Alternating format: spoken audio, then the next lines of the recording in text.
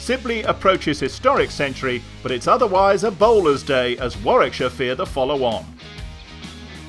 A superb century from Tom Alsop put Hampshire in the box seat at Edgbaston on day one, but miserly bowling from Oliver Hannon-Dolby meant Warwickshire was still in the hunt going into day two.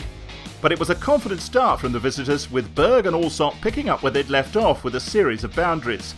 Warwickshire needed leaders to step up, and that's exactly what Captain Patel did as he caught and bowled the dangerous Berg for 26. Alsop batted himself to 150 as Hampshire tried to steady the ship, but his impressive innings ended as he mishit Patel into the grateful palms of Chris Miles.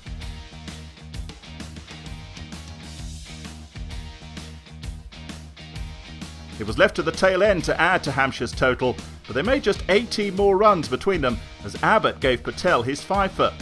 And Barker completed the Warwickshire captain's 6-wicket haul after contributing just 13 runs. A good morning for Alsop, but a great morning for Patel, and the guests were all out for 354. Warwickshire made steady progress in their 6 overs before lunch, with Dom Sibley unbeaten on 11 and Will Rhodes 6 not out. That rock-solid form seemed to be continuing after the break, but skillful bowling from Kyle Abbott gave Hampshire the breakthrough, squaring up Rhodes, who edged to slip. Young Rob Yates came to the crease for a debut county championship innings. That didn't last long, the 19-year-old staying just 45 balls before being bowled by a crafty Liam Dawson. A sedate spell followed, where the game was ready for either team to take control, Sibley and Hose steadily building Warwickshire's score against some tidy Hampshire bowling.